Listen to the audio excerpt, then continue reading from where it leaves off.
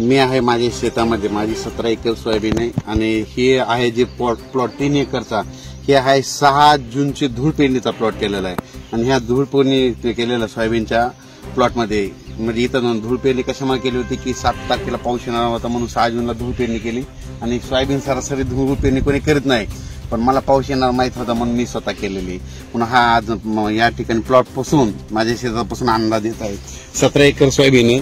तर सर्व शेतकऱ्याला सांगायचं की राज्यामध्ये आज माझे 9 जुलैपासून सर्व शेतकऱ्यांसाठी खास करून अंदाज देण्यात येत आहे। राज्यात 9 जुलैपासून जवळपास सांगायचं झालं तर जवळजवळ 26 जुलैपर्यंत राज्यात दररोज 2-2 दिवस मुक्काम करत पाऊस येणार आहे म्हणून हा अंदाज लक्षात येतो। राज्यात सांगायचं झालं तर आपण एक भागाकडे वळू। सांगायचं झालं तर पूर्व विदर्भ, पश्चिम विदर्भ, दक्षिण महाराष्ट्र, उत्तर महाराष्ट्र, कोकणपट्टी, खानदेश, मराठवाडा म्हणजे जवळपास सर्व भागात राज्यामध्ये जवळपास 26 जुलैपर्यंत चांगला पाऊस बरसणार आहे म्हणून हा अंदाज लक्षात घ्यायचा। राज्यात सांगायचं झालं तर म्हणजे हा पाऊस सगळीकडे ओढे नाले वाहतील असा पडणार आहे। जिथं ज्या ठिकाणी छोटे डोंगरामध्ये छोटे छोटे तळे ते लगेच ह्या म्हणजे 26 जुलैच्या आज सगळे ते छोटे तळे भरून जातील आणि मोठ्या धरणामध्ये मात्र चांगली आवक यायला सुरुवात होईल म्हणून हा अंदाज लक्षात घ्यायचा। परत एक सांगू इच्छितो की राज्यामध्ये मागेच तुम्हाला एक सांगितलं होतं की एका अंदाजामध्ये सांगितलं होतं की राज्यामध्ये यापुढे पाऊस कधीच कोणाला विचारत नाही। 10 जुलै ते 15 जुलै ही तारीख कॅलेंडरमध्ये अशी गोल करून ठेवत जा। दरवर्षी राज्यामध्ये 10 जुलै ते 15, 10, 11, 12, 13, 14, 15 जुलैमध्ये पाऊस पडतो हे कायमचं लक्षात येतं। इथे एक वैशिष्ट्य सांगतो तुम्हाला। दरवर्षी पंढरपूरची यात्रा कधी असते, कधी 8 जुलैला येते, कधी 9 जुलैला येते, कधी 10ला येते, कधी 11 जुलैला येते। तर सर्व शेतकऱ्याला सांगू इच्छितो की राज्यामध्ये दरवर्षी 10, 11, 12, 13, 14, 15 जुलै दरम्यान पाऊस येतो हे कायमचं सर्वांनी लक्षात घ्यायचं। योगायोगाने ही तारीख उद्याच आलेली आहे बघा। उद्या म्हणजे 9, उद्या 10 जुलै बघा। 10 जुलै ते 15 जुलै राज्यात पाऊस पडतोय का नाही। दररोज राज्यामध्ये काय होणार आहे, दररोज 2-2 दिवस एका भागात मुक्काम करणार आहे, चांगला पाऊस पडणार आहे आणि सर्व शेतकऱ्याचं पिकं जोमाने येणार आहेत म्हणून हे सर्वांना सांगतोय। राज्यात सांगायचं झालं तर सगळीकडचे पिकं जोरात आहेत, कोणाचंच पीक सुकणार नाही कारण की यावर्षी तुम्हाला मी म्हटलं होतं की यावर्षी असा पाऊस एकदम असा बंद होणारच नाही म्हणजे नॉनस्टॉप चालू राहील।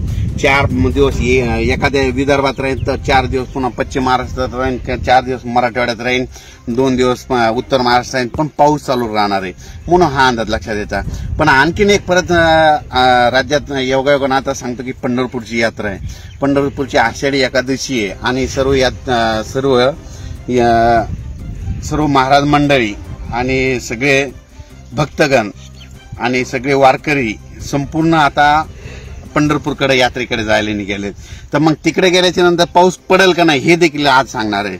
तर राज्यात सर्वांना सांगू इच्छितो की राज्यात 14 जुलै, 14, 15, 16, 17, 18, 19, 20 जुलैपर्यंत राज्यात चांगला पाऊस पडणार आहे। दररोज एका भागात 2-2 दिवस एका भागात मुक्काम करणार आहे आणि जोराचा पाऊस पडणार आहे म्हणून हा अंदाज लक्षात घ्यायचा।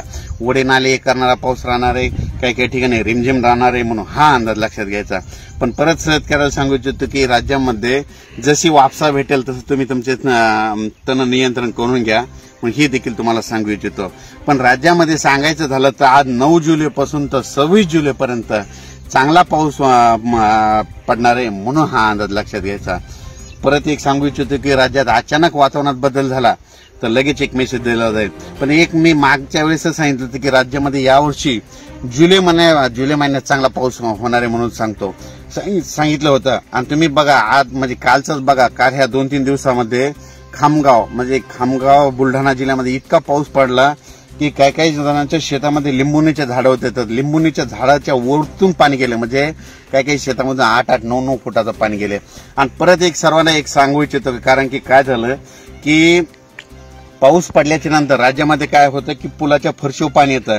माझी सर्वांना विनंती आहे की पुलाच्या फरशीवर पाणी आल्यास ते पूल ओलांडू नका कारण की काय झालं कधी ते पूल पडलेला असू शकतो, कधी खड्डा पडलेला असतो आणि अशा घटना घडल्यात म्हणून सर्वांना एक विनंती कारण की हे जे 10 ते 26 जुलैचा जे पाऊस पडणार आहे 10 ते 26 जुलैपर्यंतच्या दरम्यानचा पाऊस पडणार आहे। वड्या नाल्याला पाणी येणार आहे आणि काय करतात आपल्याला घरी जायची घाई असल्यामुळे पूल ओलांडतात म्हणून माझी सर्वांना एक विनंती पुलाच्या फरशीवर पाणी आल्यास पुढे जाऊ नका म्हणून सर्वांना विनंती। अचानक वातावरणात बदल झाला तर लगेच एक मेसेज दिला जाईल। धन्यवाद।